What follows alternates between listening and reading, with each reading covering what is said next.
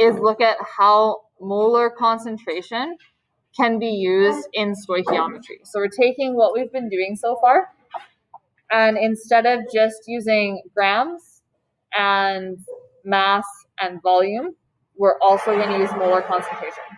So it's the same thing that we've been doing so far, but we're just adding molar concentration in to what's already been going on. So now we're going to use the concept of concentration to solve stoichiometry problems.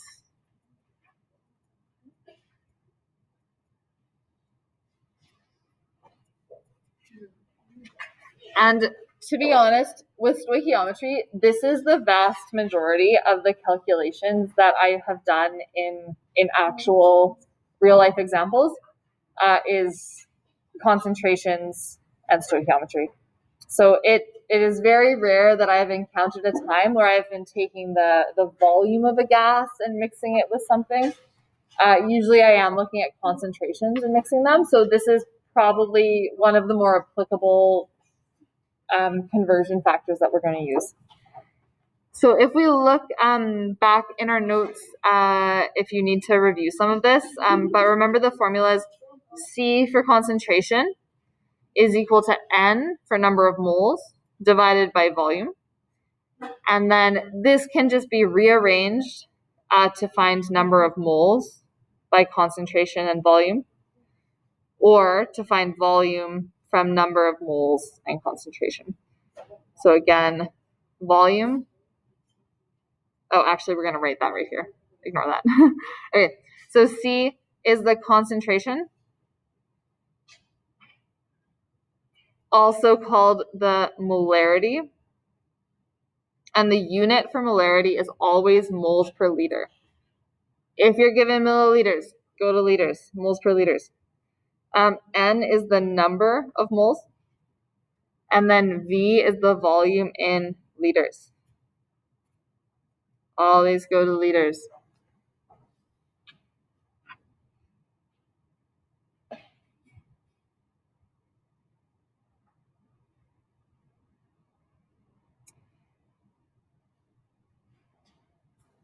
So what we're going to do is use molarity as a unitary rate.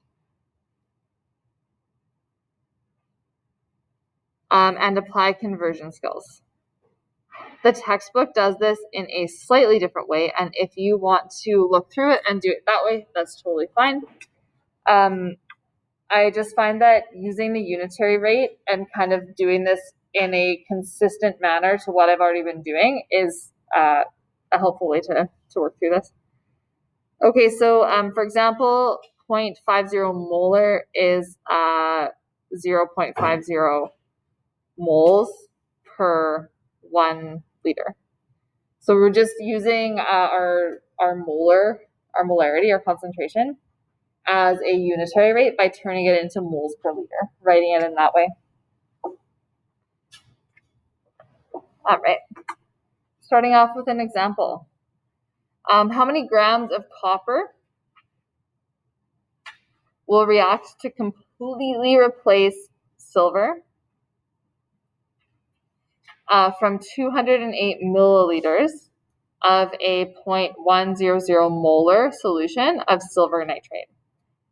All right, so first thing I'm going to do here is just, I'm just going to convert this to liters just because I want to do that right away. And now I've kind of got all of the information that I need just in this question. First step, again in stoichiometry, always write a balanced equation first. What type of reaction am I looking at here? If I've got a compound, I'm replacing a silver ion with a copper ion. Yep. We're looking at a single replacement reaction. Okay, so I want you all to try to write up the formula for this, and we are going to use copper 2. So write up a balanced equation for that.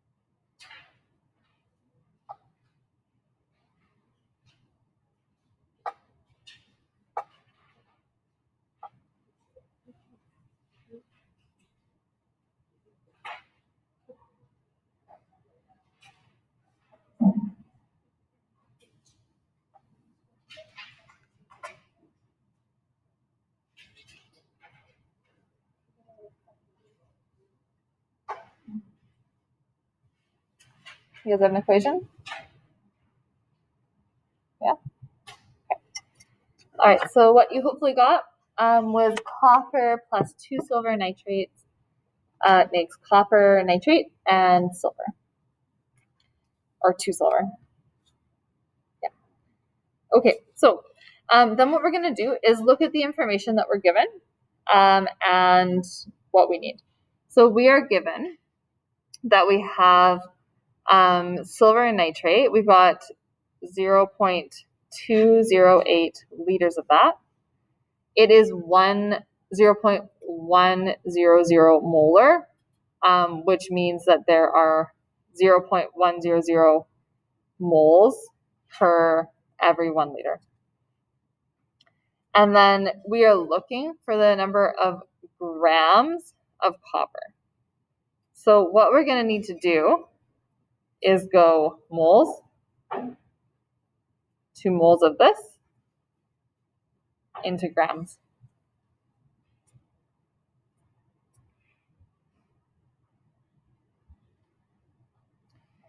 So using the volume and molarity of this silver nitrate, we can convert to moles of silver nitrate. And then to moles of copper using that mole bridge with the coefficients.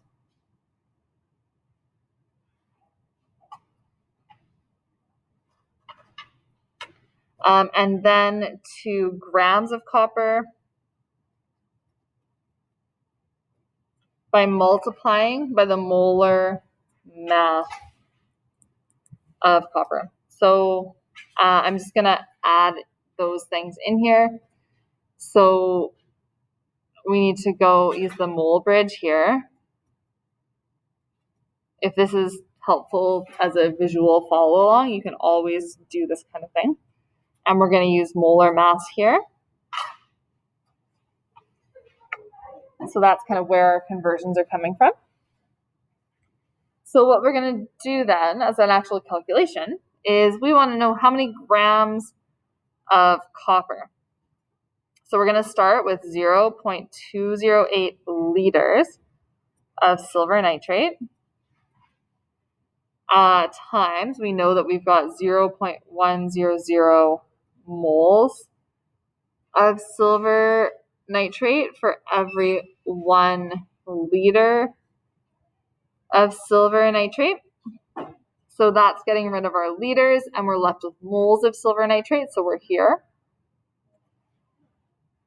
So then we're going to go mole bridge. We've got a 2-to-1 ratio, so we have got 2 moles of silver, 1 mole of copper for every 2 moles of silver nitrate. And I'll show you guys this reaction afterwards. It's a really cool one. And then we're going to use our molar mass of copper, which is 63.5 grams per mole. So 63.5 grams of copper per mole of copper. Okay, so this is all just canceling out, right? So we've gotten rid of liters, left with moles, gotten rid of moles of silver nitrate, left with moles of copper, gotten rid of moles of copper, left with grams of copper. And once you calculate that all out, hopefully you've got 0.660 grams of copper.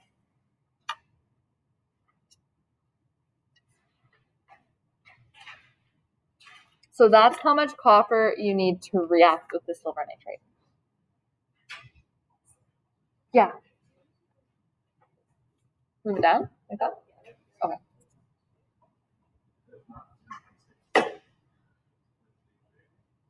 .66? 1, 2, 3. 1, 2, 3. 1, 2, 3. 1, 2, 3. Yeah, I think 3 sig figs throughout, right? Yeah. But good questioning. Always question the sig figs.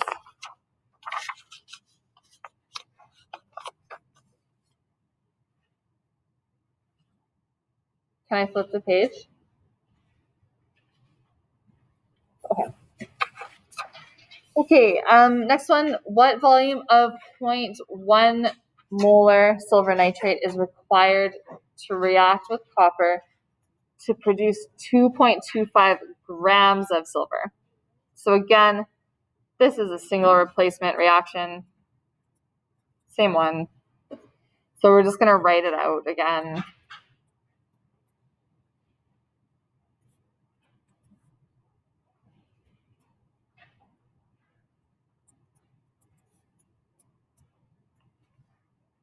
Okay. So we are given, we want to make 2.25 grams of silver, and we are asked how many liters of this solution we need. We know that it is 0.100 moles per liter is the concentration of it. So we're going to need to go from our known to moles, use our mole bridge, which is a 2-to-2 ratio, into moles of silver nitrate, and then into liters using that molarity. So convert grams of silver to moles of silver by multiplying the molar mass, then converting to moles of silver nitrate using the mole bridge, then multiplied by the molarity to convert to liters of silver nitrate.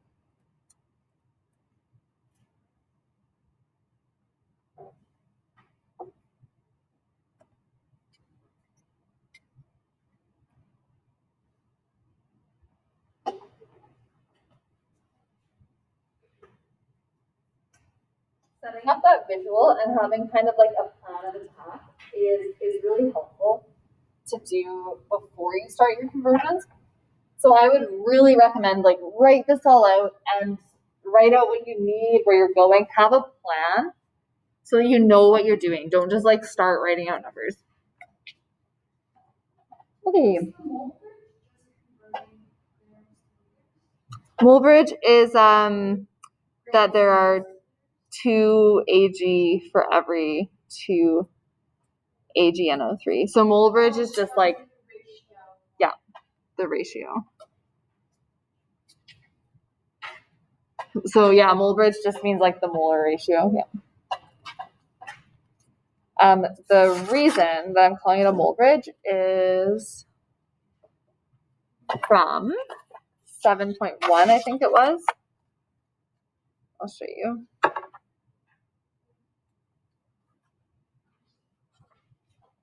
There we go. From back in 7.1, we've got this diagram here. So the mole bridge is just when you're going from chemical 1 to chemical 2. It's just that connection piece there. Okay. So we're going to set this up. So we want we want liters of silver nitrate. And we have got 2.25 grams of silver. We need to get to moles, so we need to use our molar mass of silver, which is 107.9 grams per mole. So then we've got moles now. So from moles, we're going to go conversion to silver nitrates for every 2 silvers. Technically, this is moles, 2 moles of silver nitrate for every 2 moles of silver. And then we've gone here. So now we're going to try to get to liters. So to do that, we need to do for every 0.100 moles of silver nitrate, we've got 1 liter of silver nitrate. So when we calculate that all out, we should get 0.208 liters. You can leave it like that. That's totally fine. But it's probably better to put this in liters because realistically, if you think about, say you're like giving a friend, okay, you're going to need 0.208 liters of this. They're going to be like, what? But if you tell them that they need 208 milliliters, that's just going to be much easier for them. So you don't have to, but you can convert to milliliters.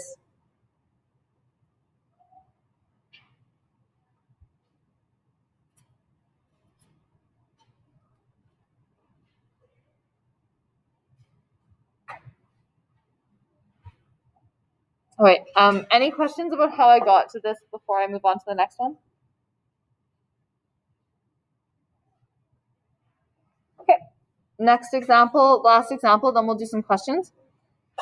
What volume of carbon dioxide gas at standard temperature and pressure is produced if 1.25 liters of 0.0055 molar, so 0.0055 moles per liter of hydrochloric acid reacts with an excess of calcium carbonate by the following reaction?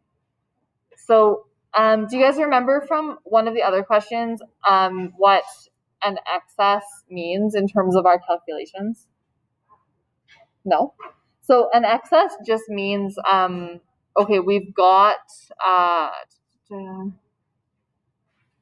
1.25 liters of hydrochloric acid, and we have got an excess of CaCO3. So it just means that this does not limit this at all. So it's just saying like there's more than enough. We do not need to worry about this.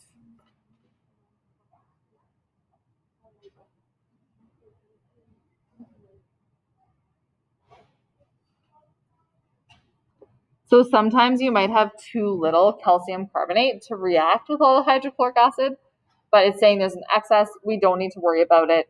All of this is going to be able to react because there's so much of this. It's in excess. Okay, so if we've got 1.25 liters of hydrochloric acid, and we're looking for liters, so volume of carbon dioxide, we are going to need to go, we're going to need to use our conversion of 0.0055 moles per liter to get this into moles. We're going to need to use our mole bridge, which is 1 CO2 for every 2 HCl's. So that's our mole bridge. And then we are going to need to get 2 liters of carbon dioxide. Because this is a gas, we are using our 22.4 moles per liter. Whoops, liters per mole. Okay.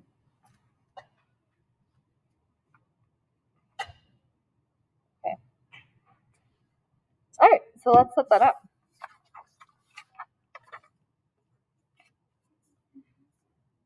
So question mark liters of CO2. Or I guess I want to leave this reaction right at the top there.